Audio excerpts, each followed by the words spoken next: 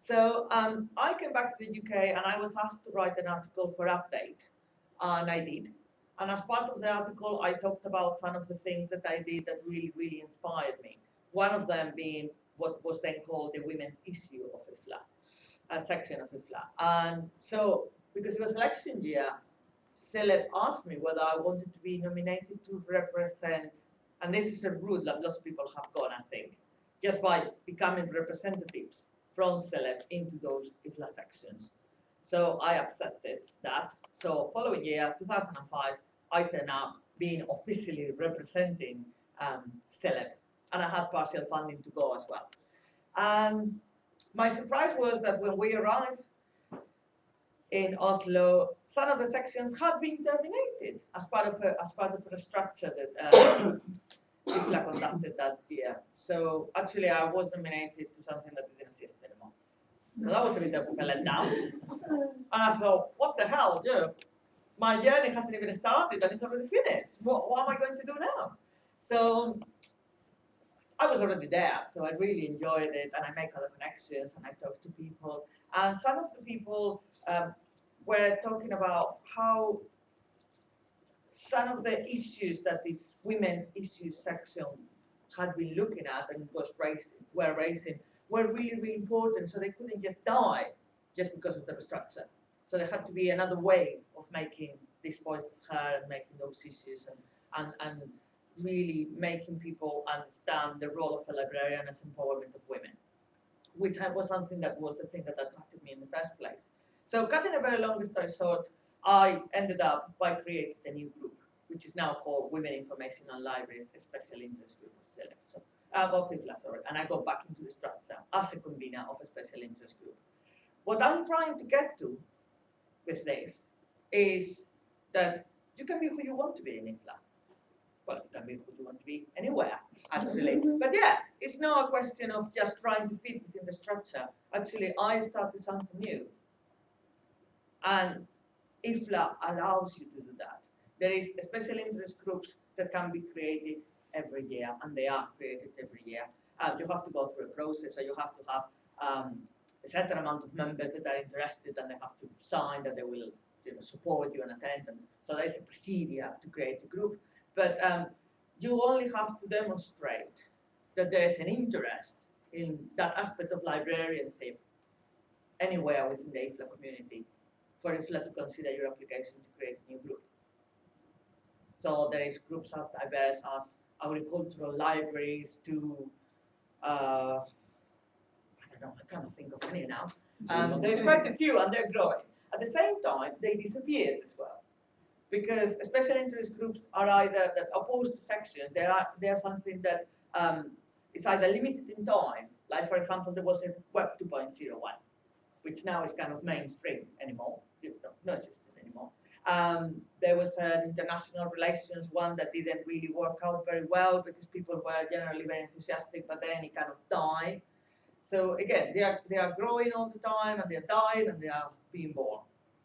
What I'm trying to explain with that is there is either the official route where you get nominated to work in a section, or you can just create your own.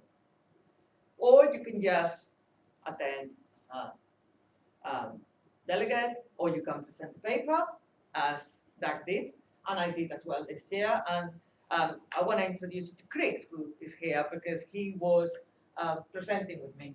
These tiny two people up here is Chris. And I really, really enjoyed it. It was my first experience presenting a paper in IFLA. No, not really my first experience presenting, but it was a collaborative paper, and it was very, very good experience to try to create something together. So I thought that perhaps it would be a good idea for somebody else just to tell you exactly, why they got involved and why, because it wasn't your first time either. So, Chris, you want to tell us a little bit about it? Sure. I mean, who you are, first of all. And my name's Chris Rhodes, and I work for House of Commons Library. I went to IFLA first in Puerto Rico in 2011. Basically, I became involved in IFLA because I knew Maria professionally through the Career Development Group, and I kind of got infused by her passion for IFLA. And I went instead of one of my directors who sort of knew I was involved in libraries and interested in them, so gave me the opportunity to go. And then I went again in 2012 to Helsinki because I'd been helping the Parliamentary Libraries group do that kind of information coordination work with the website, do newsletters and so on.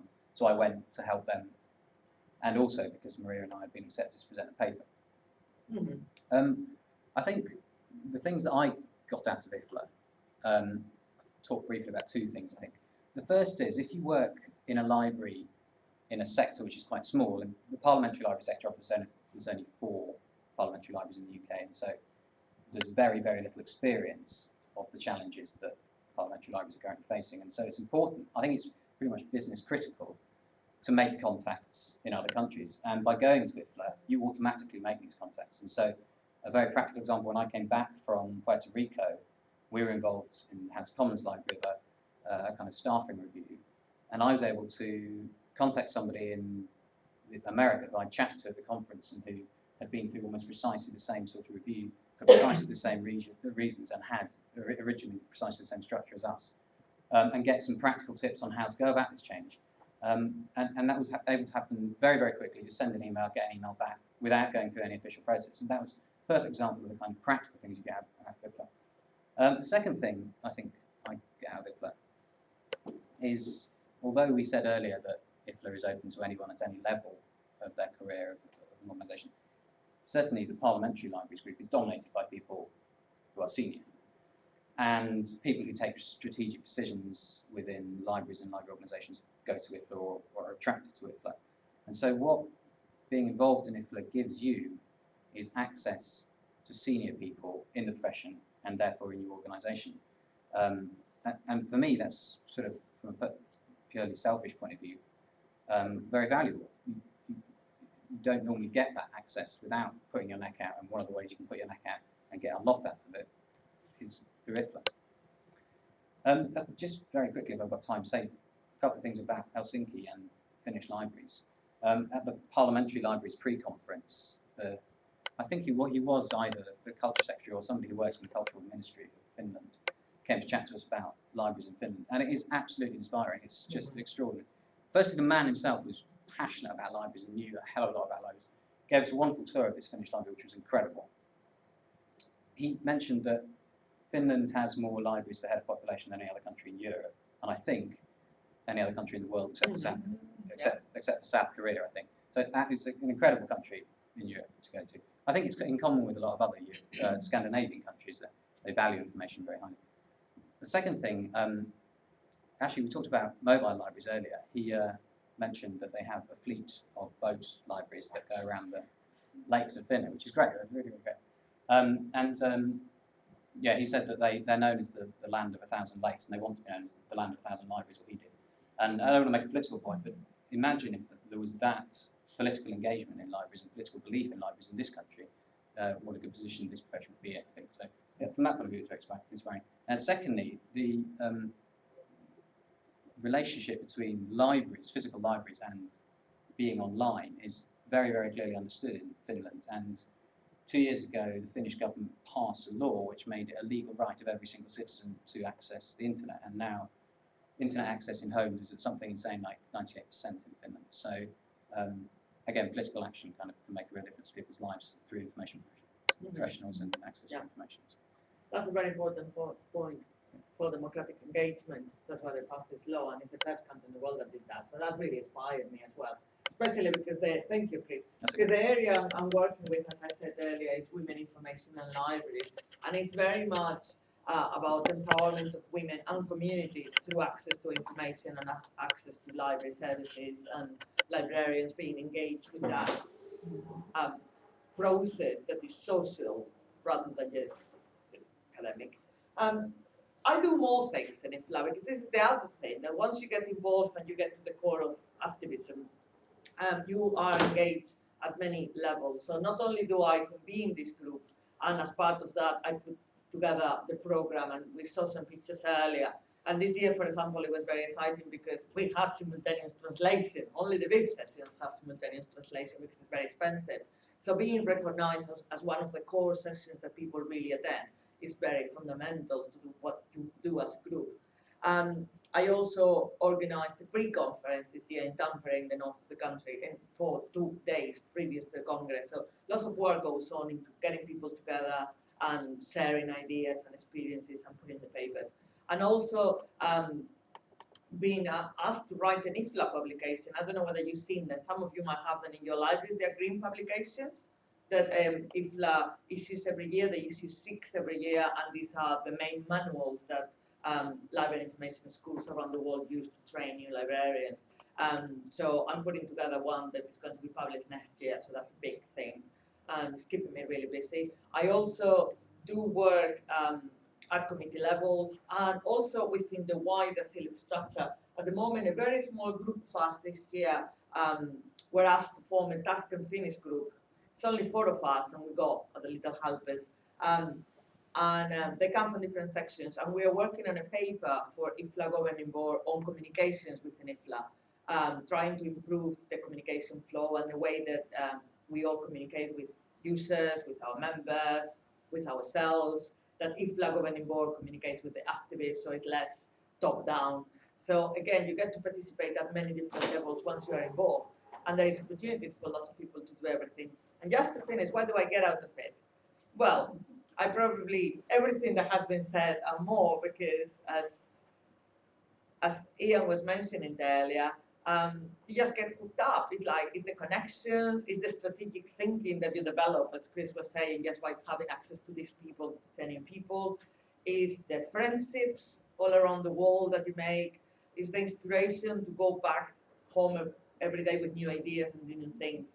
I had asked Chris to say a few words as well. I don't know whether we have time, because we are running a little bit out of time. Could we spare a couple of minutes for Christy? I think it'd be nice to get Yes. a different perspective. Okay. Yes, please, Christy, tell us about your experience. Good evening, everyone. I got involved with IFLA from nomination by Ayub Khan. He nominated me to join the multicultural subsystem, the multicultural population of IFLA. It's one of the sections. And I wrote in accepting here, thinking that maybe they would accept me or not.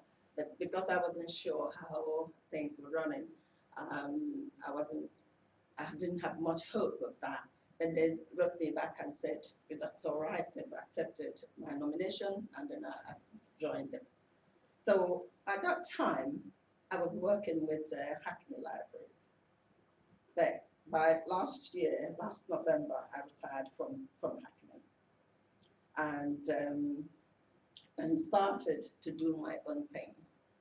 And but 2011, I decided, even though I didn't have a lot of money, and since I've been nominated into this multicultural population, I was going to go to the conference. It was quite a bit of cost going to Puerto Rico, but I thought, I applied for the first time with SILIB, which I didn't get. That was something else. And but I thought, I'm going to go to Puerto Rico. This is a chance to go on holiday to Puerto Rico. I've never been there. I've been to some other Caribbean islands. We haven't mentioned that, but we get to travel the world as well. This is my chance. I get a conference and I get to see the place. So I went, and it was wonderful. And I came back feeling really elated because I met so many people from different countries, and it was just, like Maria was saying, that people could find it very daunting. But it was just like seeing the program and knowing that you could just choose what you wanted to go to. And I was lucky as well, I thank Maria, because she was one person who recognized us from Britain going to Puerto Rico. This young lady here was with us, and Maria was able to show us around. And I remember when I came back, I thought I wasn't quite pleased the way the British caucus handled the situation in Puerto Rico, and I wrote this article in an update saying that it was just not good enough because there were Chinese people who were coming in big coaches to the, to the conference, and then all of them meeting up and doing things, and even Nigerians. The Nigerians were about, 30 of them, and they had separate, where they had socials, and different Americans, and they were all being, called to, have a get together, some sort of social. But we, British one, we met just very briefly, something like, I don't know whether it was up to 10, 20 minutes we met, and then we dispersed again. That this year, when we went to Helsinki, it was completely different. I was really very proud to be part of the team. We met, and then Phil Bradley giving us a good talk, and the food and everything. We ended up being the best of the campus. Okay. What I got out of it, I just tell you, because it's since I've been in this country for over 40 years, and having worked here all my life, and each time I go to any country, first thing I do is to find where their libraries are. Public library is a thing for me. And when I go back to African country, Nigeria, where I came from, I look for libraries, and what I see really is an eyesore to me. And I've been thinking of how am I going to really do something to make a difference in what's happening in Nigeria. Not that I've done much, but I helped to set up a library in one village in Nigeria. And that is something that really I feel, is the highlight of my career. Then, having taken off from Hackney, retired from Hackney, I just got a company which I want to do a lot more to help set up libraries in African countries. And so that was what made me feel that Helsinki is a place to go, because when you get there, you see so many people. You see countries that are struggling, like Nigerian communities. And you see librarians who are doing all sorts of things just to get people to read, for literacy, for empowerment, and all sorts of things. And IFLA is one place where you go. You don't really get lost. I didn't get lost, because as soon as Maria was able to welcome us and make us feel, just look at the program and see what you want to go to, we all just spread out and did whatever. And I went to a hostel when I was in Puerto Rico, which was the highlight of it, because I'd never been on a horseback before. Then I rode a horse and controlled it for 2 hours. I just couldn't believe that. So when I was telling my family what I got off to, they said, wow. Thank you. So it's good. I just thank you for letting me talk about it. It's very brief, but I wish we have something a bit more where we can actually bring in a lot more about, because I feel that in Britain in particular, and SLIP members, we should really go to the one in Lyon. I know the Singapore is very far away. People like me can't afford it. But I think if we start now making noise so that more people will go to Lyon because they can afford it, then that way we can. That's a very good idea. Yeah. Okay. Something that ILIG can work on, perhaps. Lyon is a lovely city. Did you want to ask a question? We haven't asked the questions yet. What is your question? Sorry. Well, I was going to make an observation. The CILIC website is due to be refreshed in February 2013. And I was just wondering if it would be possible on the refreshed site to give rather more prominence to the existence of IFLA and what it does, and for the grants that are available, not just the first timer ones, but the partial grants that are available. Because I think, considering how important IFLA seems to be from what we've heard this evening, I feel that possibly not enough information about it is given on the CILIC website. It's a good point. There is, if you search for IFLA within the CILIC website, you find it, but it's not on the front. You need to be looking for it. You need to know what you're looking for. And it's an important Guy, point. can we take that forward some way, the suggestion? Well, in fact, the new website has to be up by February because the server for the old one is being taken down, and work will start on it in the next few weeks.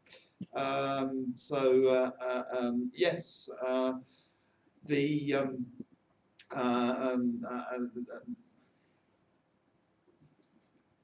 I don't know. I mean, staff don't know yet because we haven't seen, we haven't had the training or that. But obviously, also it will impact on what ILIG sites going to be like, and there'll be branches and groups will be trained in the new system as well. But yes, I mean, I take your point, Alice, that I think that you're right that the international needs a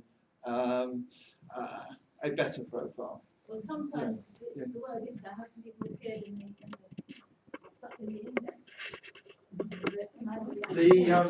Well, between you and me, the navigation and the search engine are extremely weak on this site, and we all know that, and that's one of the reasons why we're getting out.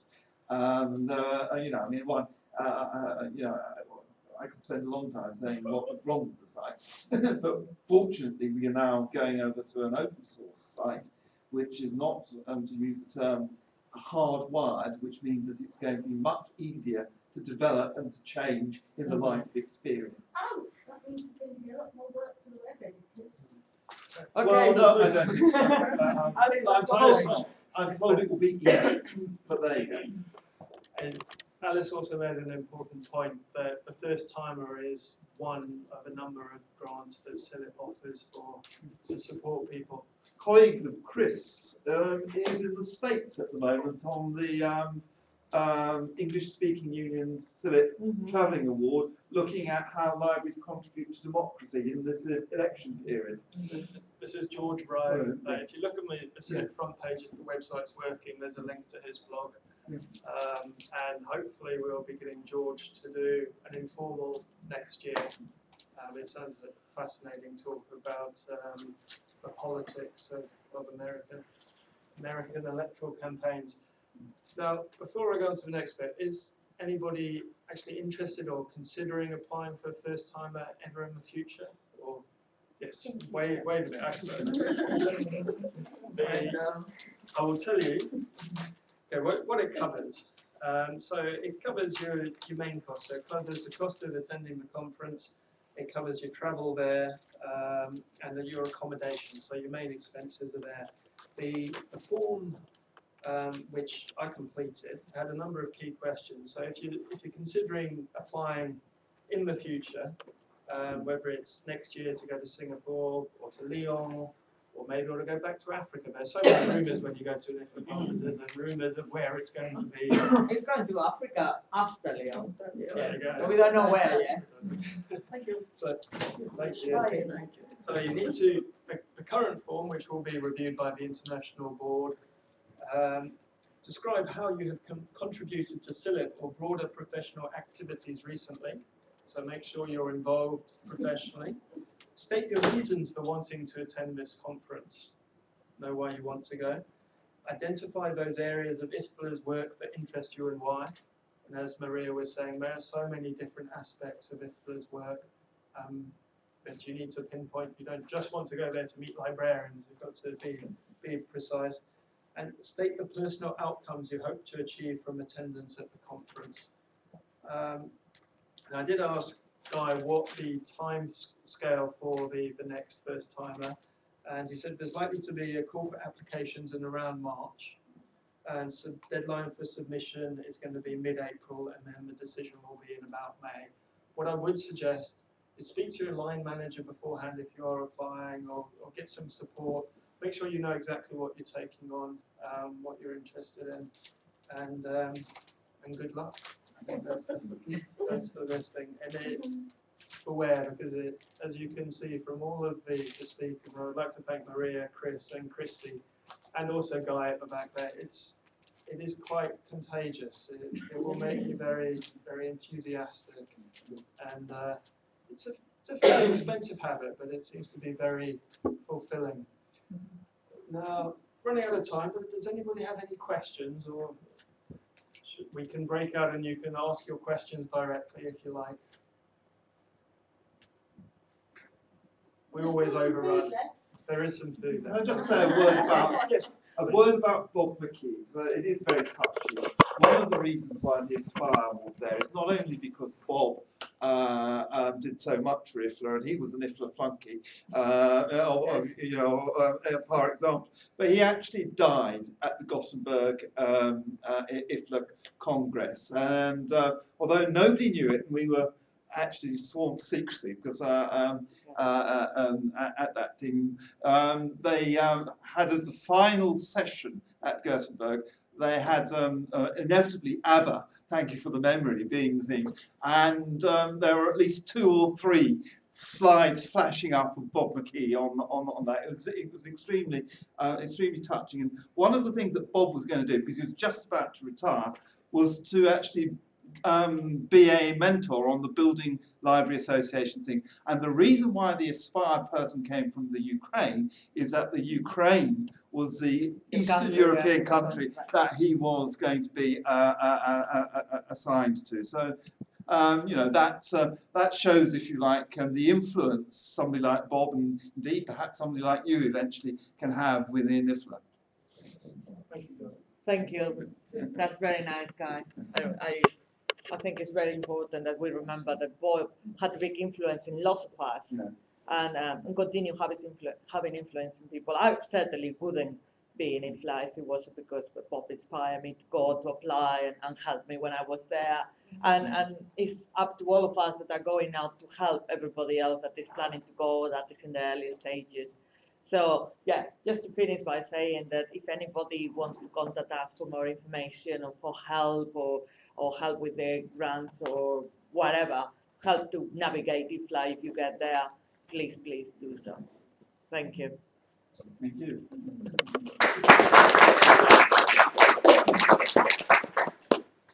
Thank you for coming.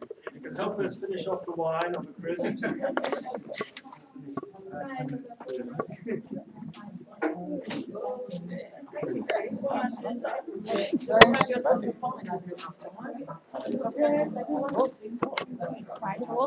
Alright, how's it going? Bit late. I know. Excellent camera work there. Hello. Oh no, it's okay. I'm filmed. It all goes up on YouTube. My God! Live filming. I can't stop it though. I can't stop. Can't stop it. Unplug it.